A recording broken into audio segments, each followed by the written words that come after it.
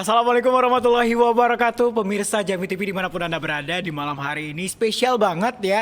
Dalam kehidupan new normal, Jambi TV menghadirkan program terbaru, yaitu podcast Jambi TV. Tentunya bersama saya Rian Putra Hatta.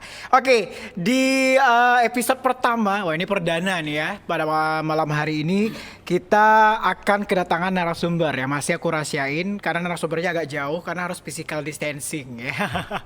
Oke, temanya yaitu dampak COVID-19 di tengah universitas yang ada di Provinsi Jambi, terutama di Kota Jambi. Nah, kita bakal ngobrol-ngobrol ringan lah ya, nggak terlalu berat.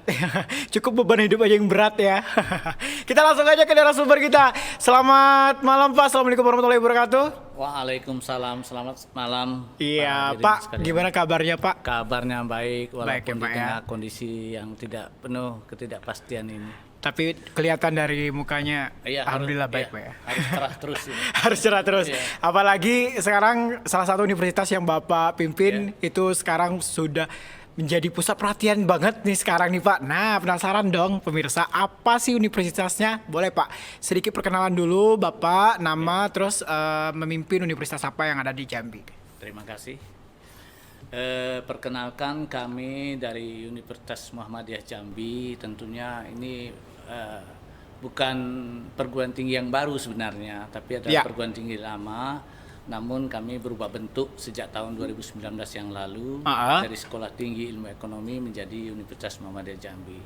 Alhamdulillah pada bulan ini kita melakukan ulang tahun atau milad yang pertama Universitas Muhammadiyah Jambi di tengah kondisi COVID sekarang ini. Nah, UM Jambi memang salah satu perguruan tinggi swasta yang ada di Jambi khususnya. Itu letaknya memang sangat strategis sekali. Iya, strategis ya Pak ya. Menjadi salah satu ikonik kota Jambi juga sebenarnya. Iya, benar-benar. Dan memang kita membangun gedung kampus itu, tujuan pertama saya salah satunya harus menjadi salah satu ikon. Oke. Untuk membantu pariwisata di kota Jambi khususnya. Benar sekali. Tapi tahan dulu Pak, tahan dulu tentang kemewahan gedung yang luar biasa yang menjadi pusat perhatian saat ini. Tentunya kalau lewat situ pasti lihat gitu ya Pak. Oke, ini adalah rektornya Pak ya. Rektor langsung dari Universitas Muhammadiyah, itu Bapak Dr. Nurdin SEME, benar Pak? Iya, benar. Panggilnya Pak Nurdin. Iya. Oke, Pak Nurdin ini asli orang Jambi Pak? Saya yang asli orang Jambi karena lahir di Mendalo Darat. Oh, orang Mendalo. Dan sekarang masih tinggal juga di Sungai Duren. Nah, Oh, jadi masih. Orang Muara Jambi sih sebenarnya. Orang Jambi lah, Orang Pak, asli Jambi, orang ya. Jambi ya Orang Pak ya. Jambi. Oke Pak Nurdin, kan seperti yang kita ketahui saat ini yang kita rasakan sudah hampir 4 bulan kita mengalami namanya pandemi COVID-19. Nah, terutama sektor ekonomi dan juga masih banyak sektor-sektor lain yang terdampak terutama di universitas nih Pak. Nah, salah satunya yaitu Universitas Muhammadiyah. Bagaimana kondisi Universitas Muhammadiyah saat ini di tengah pandemi ini Pak? Ya, salah satunya kita harus adaptasi cepat ya. Iya, harus Penyesuaian terhadap kondisi. Penyesuaian apa? Pertama itu adalah masa perkuliahan, masalah proses belajar mengajar. Sekarang masih libur Pak? Tidak libur. Oh, tidak libur. Memang kita kuliah diharuskan sekarang ini kuliah melalui sistem daring yang sebelumnya memang tidak kita bayangkan ini akan terjadi. Walaupun memang daring ini adalah salah satu program pembelajaran jarak jauh yang sudah dilakukan sangat baik oleh UT. Tapi kita kan mendadak aja sekitar kita pandemi kemarin kita harus melakukan perkuliahan daring ini.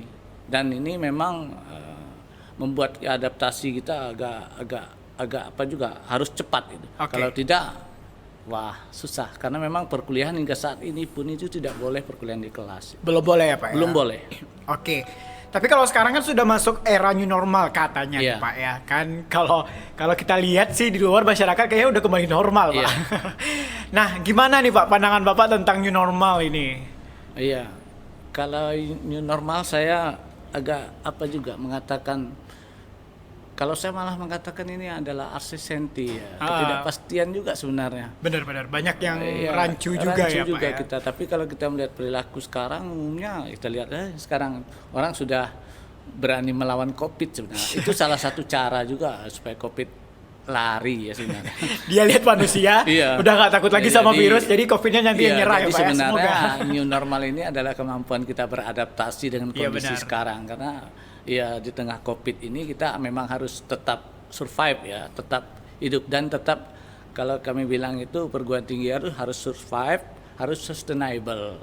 Harus bertahan hidup dan harus dinamis, harus Benar. membangun berkelanjutan, harus dinamis betul. Jadi harus kita berdampingan dengan virus ya Pak ya. Berdampingan. Sekarang beradaptasi aja sekarang. Kasihan Pak, Kasihan. biasanya dampingannya sama pasangan dan sekarang jomblo harus berdampingan sama COVID. virus corona. Tapi memang ya, ada perilaku dan ada kondisi yang memang mengharuskan kita mengadaptasi. Itu bukan hanya beradaptasi pasrah ya. benar. Kita harus melakukan tindakan yang konkret. Misalnya kami di kampus saja sekarang harus dalam kondisi misalnya protokol kesehatan itu memang kita jalankan betul. Ya, harus itu ya, kita Pak, ya. jalankan. Dan itu sebenarnya menambah juga pembiayaan ya bagi Iya. perguruan tinggi. Oke, jadi mulai protokol kesehatan mulai dari cuci tangan dulu Iya. ya Pak di depan, Iya, gunakan pemeriksaan masker, tes suhu tubuh juga gitu, Pak, ya. dan jaga jarak. Oke.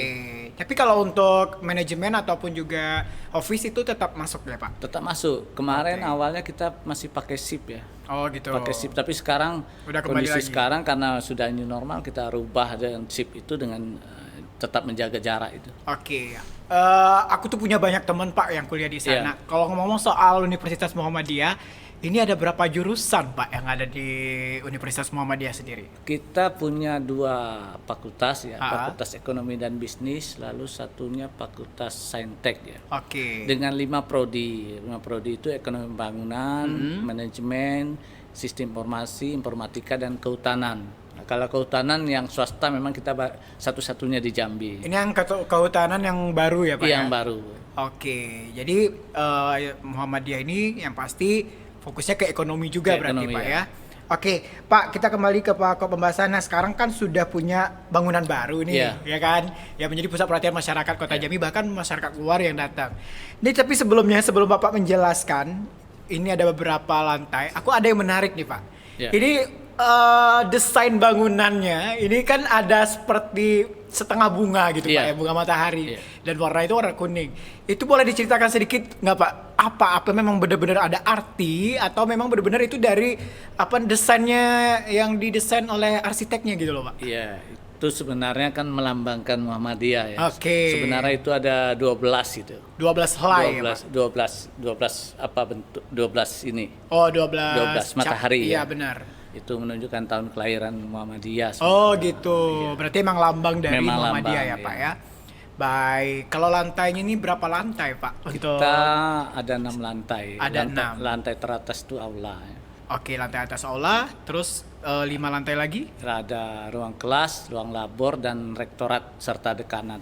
Oke, itu kan gedung lama masih berdiri Pak di Masih, belakang. masih. Itu masih dipergunakan? Masih Masih. Iya, Sebagai kelas. kelas ya. Oke.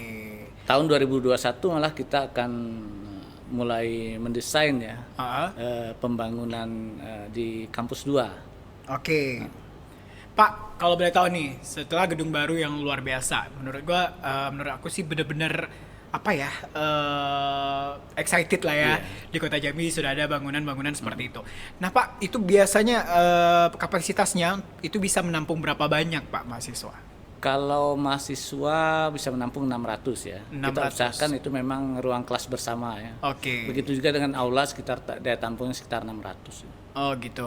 Aula yang di atas Iya, sekali ya iya. berarti. 600 ya Pak? ya? 600. Oke. Untuk sekarang mahasiswa udah luar biasa banyak ya Pak ya? Jumlah mahasiswa yang ada sekarang itu sekitar 2.200. Wah, 2.200. Iya. Berarti harus kalau ngumpulin semua nggak bisa ya Pak? Nggak bisa, maka harus kita gantian. buat sistem ruang kelas belajar bersama. Oh, gitu. Gantian aja kita manage sedemikian rupa sehingga pada jam tertentu ini, pada jam tertentu ini. Iya benar. Oke, nah sebelum kita break nih pemirsa, kita ada punya satu pertanyaan lagi tentunya. Ini Pak kasih bocoran dong Pak, berapa nih angka-angkanya nih untuk bangunan semegah itu nih? Boleh Pak? Iya. Kalau kita hitung-hitung ya, Wah, ini kalau kita ngitung nih semennya Iya. berapa gitu. Batunya berapa gitu ya. kalau itu kan bangunan itu sekarang sekitar 95% baru itu. Oh, masih proses Ya, finishing lah Pak ya. Halaman belum. Kalau sudah halamannya itu jadi nanti saya yakin orang bukan hanya melihat gedung tapi singgah di situ untuk berfoto-foto ya Pak. berfoto Jadi di destinasi situ. wisata ya Iya, Pak ya. Kalau anggaran terakhir ini kita sekitar 15 sampai 20 lah itu. 15 sampai 20 apa Iya, ini Pak? miliar ya. Oke, 15 sampai 20 miliar. Dan itu memang kita swakelola ya, Iya. swakelola artinya memang kita seluruh komponen itu memang fokus ke pembangunan. Jadi kami sebagai panitia segala macam itu tidak berbiaya. Oh, oke. Jadi untuk itu memang bisa kita melakukan penghematan. Siap, tapi luar biasa excited Ya, dan terima kasih. applause juga untuk Universitas Muhammadiyah. Baik pemirsa, kita masih punya satu segmen lagi tentunya bersama Rektor Universitas Muhammadiyah Jambi. Di mana tentunya kita jangan kemana-mana, kita bakal balik lagi, don't go anywhere. Kita bakal kembali tetap di podcast Jambi TV.